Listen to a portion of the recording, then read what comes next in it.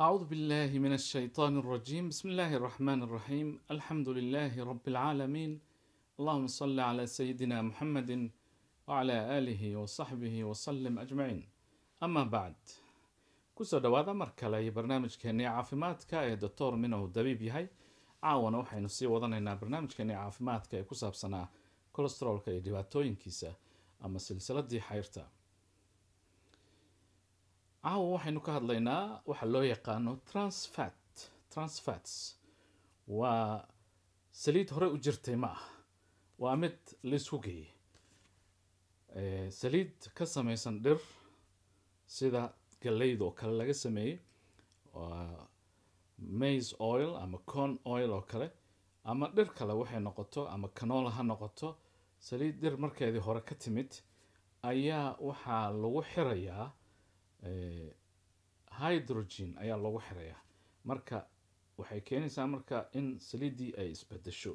saliiddii oo dhirta ka timaaday oo ahayd saliid fiican ayaa waxaa loo bedelayaa mid xun baaba laga dhigayaa.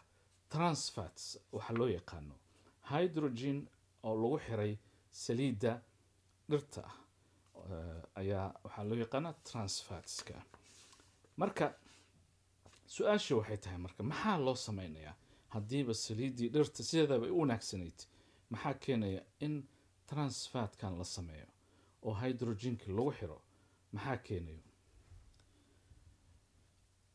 waxaa keenayo transfatka waxay keenaysaa in maaragtay qolka caadiga ah heerkulkiisa ayay waxay sameysaa saliidda markii transfat laga dhigo oo hydrogen lagu xiro in ay isku bedesho heer ay maaragtay dareero ka ahayd ayay waxay isku bedelaysaa mid adka ah ayay isku bedelaysaa, oo wax cuntadii lagu sameeyey ayay waxay u yeelaysaa jurmi fiican, consistency ay texture cuntadii ayay waxay u yeelaysaa jurmi ayay u yeelaysaa. waxay kaloo faa'iidadeedu ay tahay in muddo dheer la kaydin karo. marka dadka cuntada sameeya, cuntada warshadaysan, waxaa iyaga dantooda ay tahay inay isticmaalaan transfatka oo saliiddii dhirta ka timaada inay bedelaan oo hydrogen ku xiraan oo ay ka dhigaan transfat oo cuntadii ay ku daraan oo warshadaysan. cuntada warshadaysan ayaan ka hadlayaa.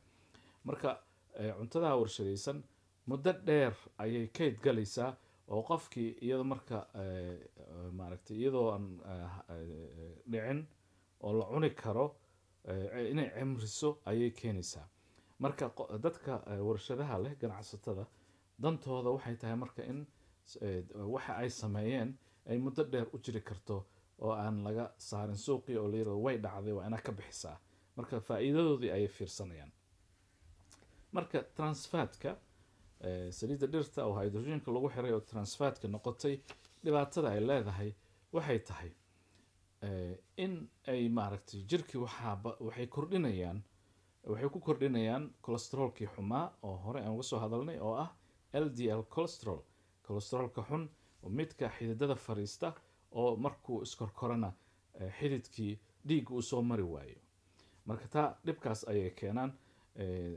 America qaybta cuntada iyo daawada u qaabilsan Food and Drug Administration way mamnuucday in America transfatska laga isticmaalo.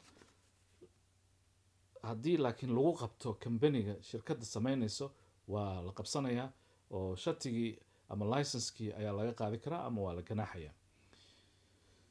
laakiin meelaha adduunka aysan ka jirin control, baaritaan aysan ka jirin oo wax la xakameeya aysan jirin, waa loo dhoofiyaa.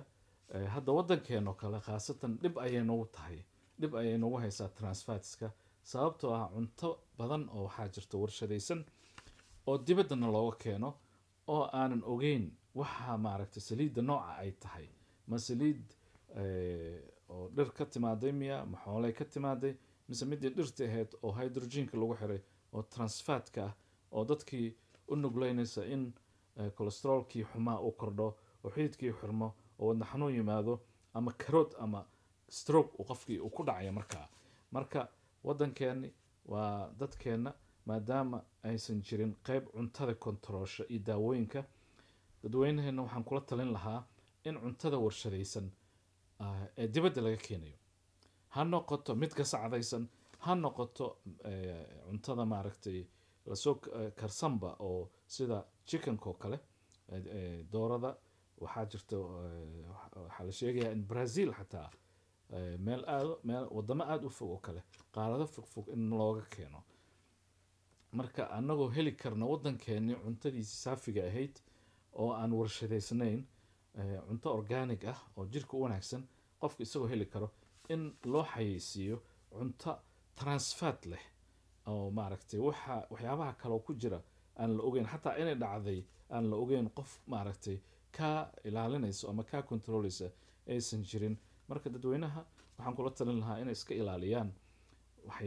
cuntada dibadda laga keenay hadday cunto rabaan haddii laga heli karo waddankeena middaa ayaa u fiican haddii ay xataa maaragtay qofkii ay danta ku kaliftay inuu isticmaalo cuntada warshadaysan inuu fiiriyo waxa ay ka kooban tahay hadda America cuntada gasacdaysan waxaa lagu qoraa haddii ay leedahay transfat zero ku qoran ever ayaa ku qoran haddii lagu arko waa la qabsanayaa shirkadda in maaragtay transfat ay isticmaaleen marka inaan bal iska aaminno xataa meeshii wixii ku qornaa haddii ay tahay transfat ayaa lagu soo daray wax yar xataa hadday ku jirto inaad ka cararto intaad ka carari kartid laakiin sideedaba biyo intaynu soo gaarin ayaa layska moosahay waxaa wanaagsan in cunto warshadaysanba haddii cunto saafi ah oo aan la warshadayn oo maanta suuqa aad kasoo gadatay aad heli karto taa inaad isticmaasho